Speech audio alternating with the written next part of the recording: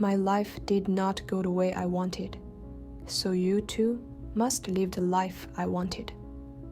This sentence would quietly define everything that followed. From childhood to adulthood, the two sons in this family never received a single gift from their parents. They were never praised, not once. On May 24th, 2000, in Gwasun, South Korea, sanitation workers were doing what they did every day, sorting garbage. Just like in many places, trash was carefully divided. Food waste went in one place, household trash in another. That morning, one worker noticed a black plastic bag lying where it didn't belong. It was the kind of bag commonly used at butcher shops or small grocery stores in Korea. Thick, black, impossible to see through. When he lifted it, it felt strange, soft, heavy, wet. It felt like food waste. But something about it was off. It wasn't in an official trash bag. It didn't belong there. When the bag was opened, everyone froze. Inside was part of a human body. The police were called immediately. As officers expanded the search, more identical black plastic bags were discovered at garbage dumps, recycling centers, and waste facilities across the area. Every bag contained human remains. Among them, a severed left hand. Fingerprint analysis identified the victims. They were a married couple in their 60s, Mr. Lee and his wife, Mrs. Huang. In total, 11 bags were recovered. Together, they contained the remains of one man and one woman. Investigators soon learned the couple had two sons. The older son had already moved to Seoul. He lived alone and worked there. The younger son still lived at home with his parents. Fearing the younger son might also be in danger, police rushed to the family house. They rang the doorbell again and again. No answer. Just as officers were preparing to force entry, the door opened. The younger son stood there. He was calm, not nervous, not confused, almost cold. When police told him they had found his father's body and asked him to come to the station, he showed a little reaction. He didn't ask questions. He didn't panic. And he never asked about his mother. That was when police began to feel something was wrong. A forensic team searched the house. Blood traces appeared under special lighting. In the living room, in the parents' bedroom, in the bathroom. After about 3 hours of questioning, the younger son confessed. He had killed both of his parents. His name was Lee Eun-seok. When police contacted the older brother and told him what had happened, his response surprised them. He was calm. He said he could understand his younger brother. As the investigation unfolded, the family's past slowly came into focus. Lee Eun-seok had grown up in a deeply traditional household. His father was a former military officer, rigid, strict, and emotionally distant. After leaving the military, he became a senior manager at a large corporation. In his mind, his responsibility was simple: earn money and provide. Everything else, raising children, disciplining them, shaping their future, was the mother's job. The father rarely interacted with the children, but when he did, it was often through anger. Small mistakes could trigger sudden explosions. In families like this, children often become closer to their mother. But in this home, the mother was not gentle. Mrs. Huang had graduated from a prestigious university, an extraordinary achievement for a woman of her generation. As a young woman, she dreamed big. She wanted to become South Korea's first female president.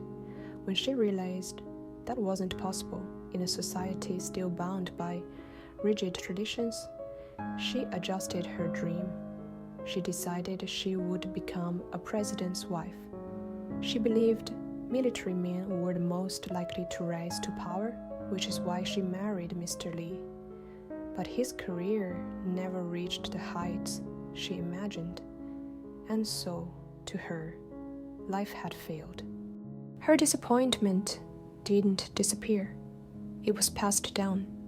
After giving birth to 2 sons, she placed all of her unfulfilled expectations onto them. My life did not go the way I wanted, she told them, so you too must live the life I wanted. She controlled every aspect of their lives, how they studied, how they behaved, how they spoke, how they dreamed. The father did not stop her. In this house, the structure was clear. The father controlled the mother. The mother controlled the children. The boys were raised through physical punishment and constant pressure. Only first place was acceptable. There was no second place. According to their diaries, neither boy ever received a gift or a word of praise. They were beaten for small things, for not knowing how to read a clock, for holding chopsticks incorrectly, for not knowing how to tie their shoes. Once, an aunt called and left a message. When Lee Eun-seok told his mother that Aunt Choi had called, she asked which one, Seoul Aunt Choi or Busan Aunt Choi. He froze. He didn't know. He was beaten immediately. Meals were especially frightening. Every bait came with tension. Every movement was watched. A wrong word, a wrong tone, or the wrong way of holding chopsticks could send them flying across the table. Tables were overturned. Anger arrived without warning. As Lee Eun-seok grew older, the punishment didn't stop. In high school, his mother stayed up late with him while he studied. On the surface, it looked like care, but if he nodded off, she would hit him awake. She shouted at him with this attitude, "Do you think you'll ever get into Seoul National University? You're useless. You're not my child." These weren't lessons. They were attacks on who he was. Over time, Lee Eun-seok became quiet, withdrawn, and deeply insecure. At school, he was bullied.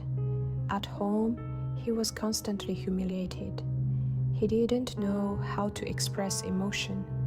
He didn't know how to protect himself. Despite everything, he was accepted into Korea University, one of the top universities in South Korea. For many families, this would have been a moment of pride. At home, it meant nothing. "You only got into Korea University?" his parents said. "You're useless." They stopped calling him by his name. Instead, they called him idiot, beggar. During his mandatory military service, his parents never visited him, not once in 20 months, but they visited the older brother. Again and again, small wounds piled up. 10 days before the murders, something finally broke. For the first time in his life, Lee Eun-seok fought back with words.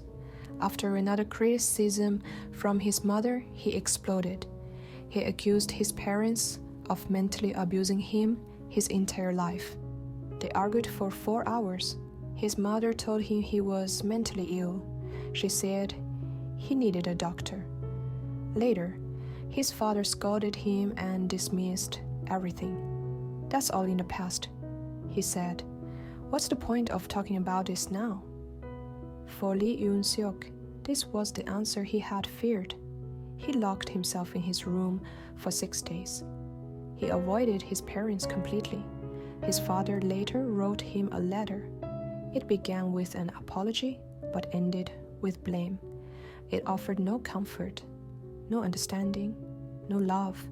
In the early hours of May 21st, while his parents slept in separate rooms, Lee Eun-seok stepped out of his room. He drank an entire bottle of his father's prized liquor. Then he entered his mother's room with a hammer. Afterward, he sat on a bed for hours, overwhelmed and confused. He kept thinking about what would happen when his father woke up. He believed he would be blamed again, punished again. 4 hours later, he went to his father's room. Over the following days, he dismembered the bodies, sealed them in black plastic bags, and disposed of them across the city. He ordered food. He tried to live as if nothing had happened. At trial, he was sentenced to death. His older brother spoke for him in court. If our parents had shown us even the level of care a company manager shows an employee, he said, my brother would not have done this.